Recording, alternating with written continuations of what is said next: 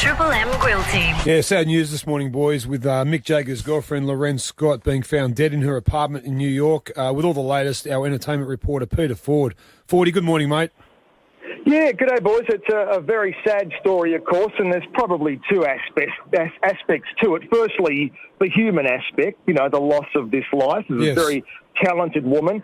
And then, of course, also the aspect of the Stones. Will the tour continue or not? We know they're in Australia. Only yesterday, Mick tweeted himself from a picture on Scarborough Beach having a great time, and then hours later the news came through. So in terms of the first aspect, I met her a couple of times, just on those red carpet situations, and she seemed to be very charming, very chatty. Her fashion empire was getting bigger and bigger by the week, so there's no indication that her career wasn't going well.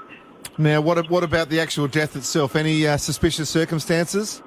Well, no, without going into all the gory details, they're all out there if you want to read them, but it does seem to be very much that she organised this and did it herself. And oddly enough, about 3 or 4 years ago when I was at the Oscars on the red carpet doing the usual old who are you wearing routine, this name kept coming up all the time called Loren Scott.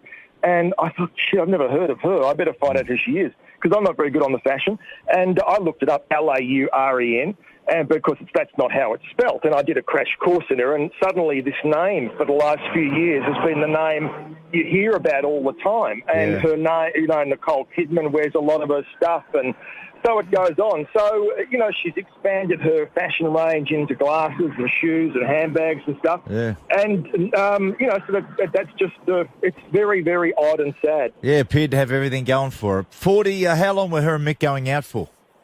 Since 2001. Wow. Scorsese, yeah. Wow. I think they've had breaks and they've had a few problems here and there, but they were still officially going out, and they were photographed together only a couple of weeks ago. But, you've got to wonder about that fashion world. Is it too shallow or something? What we saw with Charlotte Dawson and then the famous British designer Alexander McQueen a few years ago.